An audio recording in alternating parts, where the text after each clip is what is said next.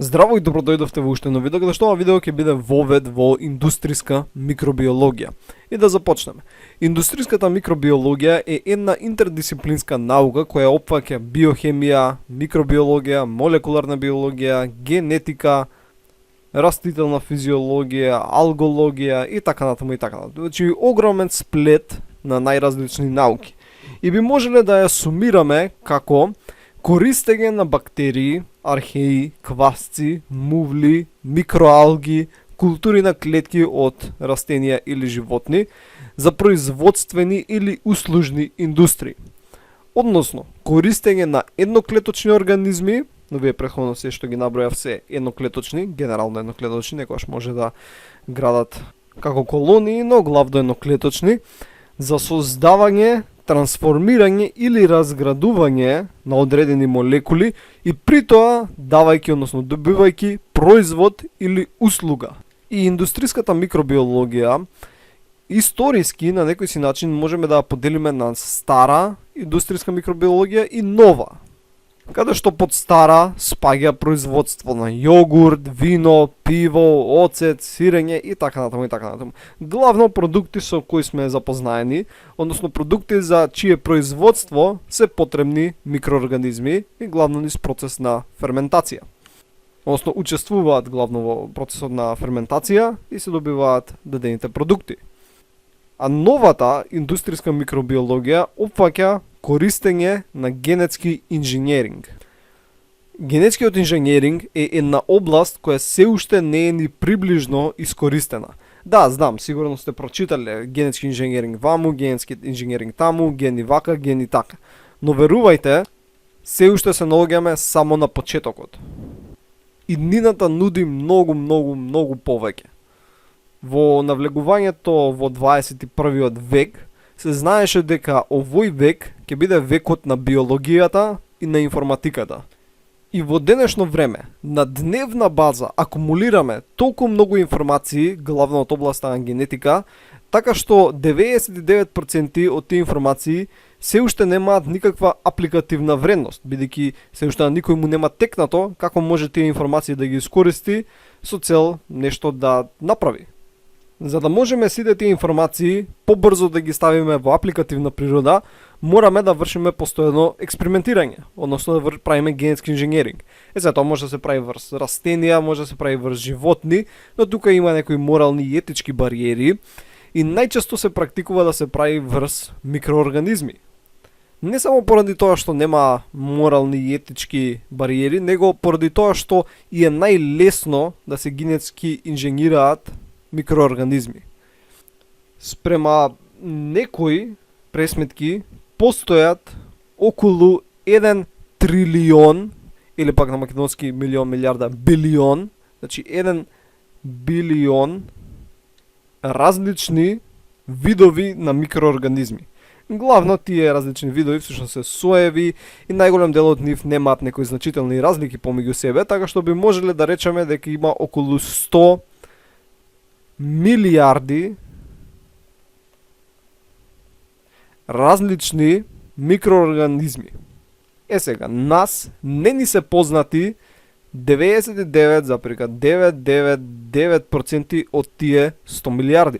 Зошто не ни се познати? Бидејќи не можеме да ги истражуваме, бидејќи не можеме да ги разраснеме на култура инвитро.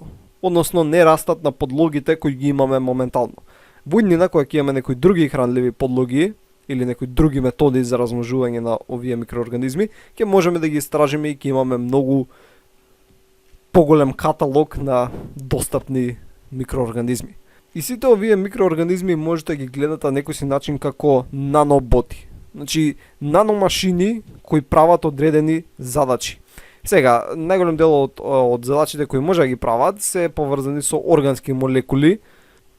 Значи може да создаваат одредени органски соединенија, може да разградуваат одредени органски соединенија или пак може да трансформираат од една органска молекула до друга органска молекула. Односно, во теорија, ние би можеле да ја добиеме која било органска молекула од која било друга органска молекула. Нормално тоа само теориски, но и праксата не се разликува нешто многу. Нормално ако говориме за блиска иднина. Сега, генетскиот инженеринг врз микроорганизми може да се искористи за подобрување на старата индустријска микробиологија, стара во наводници, бидејќи ден денес нели имаме производство на јогурт, вино, пиво и оцет, користејќи микроорганизми. Сега со генетскиот инженеринг ние можеме да ги подобриме тие микроорганизми, така што дадените индустрии ќе имаат поголем принос, односно цената на производите ќе биде пониска. Пример, за пиво потребните се квасци. Ние можеме да ги измениме овие квасци, така што производствениот процес може да биде пократок, нели, за дадена количина пиво, може квасците да функционираат при пониска температура, дадената ферментација се одвива при пониска температура, така што не мора да се троши струја за зголемување на температурата, може да се дава поголем принос, така што се тоа би било во плюс за дадената индустрија. Односно цената на производ ќе падне, бидејќи не мора да трошат толку финансии за да се произведе. Или пак може да си остават иста цената, а да си прават многу поголем профит, бидејќи нели помалце сега пари производството. Освен подобрување на старата индустријска микробиологија, може да се развијат и нови индустрии. Еден многу чест пример кој се зема е производството на инсулин. Порано, инсулинот се добивал така што свињи се убивале, се вадел панкреасот и од него се добивал инсулин.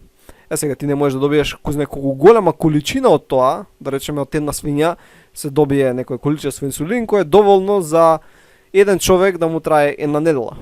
Се замисли си колку луѓе има у светот кои се диабетичари, така што количеството на инсулин на светско ниво едноставно не би било возможно да се постигне.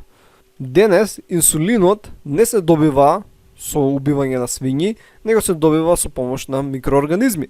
Односно имаме генетски инженерирани микроорганизми, така што е вметнат ген за производството на инсулин. Имаме среќа, бидејќи инсулинот е протеински хормон, така што имаме ген за тоа, да беше стероиден, мацки беше потешко.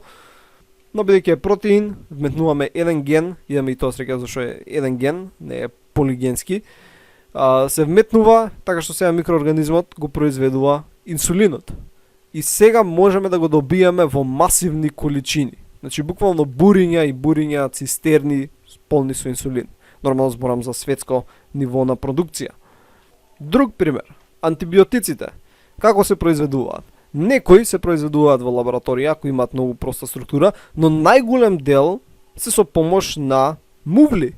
Така, значи мувли, квасци и некои бактерии.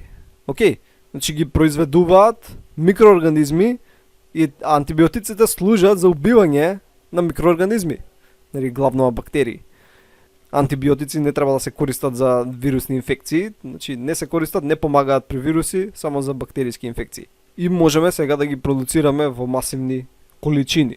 Голем број од медикаментите исто така се продуцираат со помош на генетски инженерирани микроорганизми.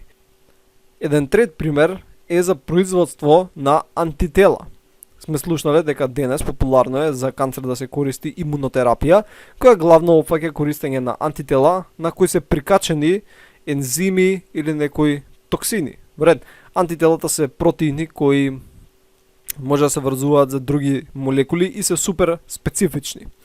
Кај нас антителата се произведуваат од страна на Б клетките во нашиот организам, но ако сакаме да произведуваме антитела кои се специфични за некој туморен антиген и сакаме да ги продуцираме во големи количини, така за општата популација, треба да можеме да ги користиме микроорганизмите за нивно производство. Но главно не може да се користат сите микроорганизми, може да се користат квасци. Не може да се користат бактерии, бидејќи бактериите не додаваат добро една шекерна компонента која е потребна, така што не може брзо да се користат бактерии, али квасците се окей. Иако денес не ги користиме баш и ни квасците, користиме хибридома техника, каде што мешаме клетки од хепарот, од животно кое може да ги продуцира овие специфични антитела, со канцер клетки се добиваат ни хибридомни клетки и произведуваат антитела од интерес. Но и овие хибридоми се едноставно култури на клетки. Вред, сепак користиме нешто што е на едноклеточно ниво за производство на некоја си молекула. Друго нешто за што се користат микроорганизмите е производство на најразлични витамини, органски киселини и многу други фармацевско-медицински значајни биомолекули, односно органски молекули. Иако наоѓа доста примена индустријска микробиологија и во земјоделството, така за подобрување на растот на одредени култури, може да се користат како биопестициди, каде што една бактерија убива други бактерии, односно не секогаш убива, него барем го инхибира растот на други бактерии, за подобрување на хранливоста на почвата, така колку хранливи материи има. Може микроорганизмите да се користат во прочистителни станици и главно се користат таму, значи се користат за прочистување на вода од најразлични места, значи комунална вода, индустријска вода, дури некои микроорганизми се користат за десалинација, односно одседнување сол од вода. Развиени се микроорганизми кои може да деградираат пластика, веќе пластика сепак е органско соединение, така што може да се деградира.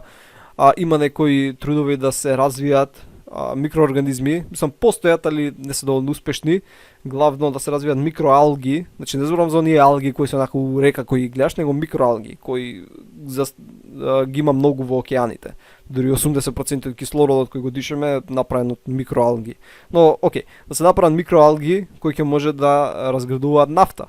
Така што, например, некаде има истекување на нафта, така некоја си платформа, и ќе се пуштат големи количини на микроалги, како прашок такви се, ќе се истурат и они ќе ја деградираат целата нафта, така што нема да се уништи околната животна средина, односно ќе си остане екосистемот главно недопрен.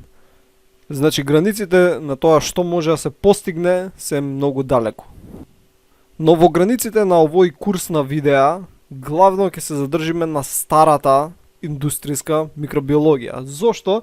Бидејќи за да говориме за новава индустријска микробиологија, мора да имате многу предзнаење. Значи треба да знаете генетика, микробиологија, молекуларна биологија, клеточна биологија, биохемија, растителна физиологија, анимална физиологија, култура на клетки и многу други бранши од биологијата. Значи не може едноставно се тоа онака само да го објаснам без претходни предзнаења.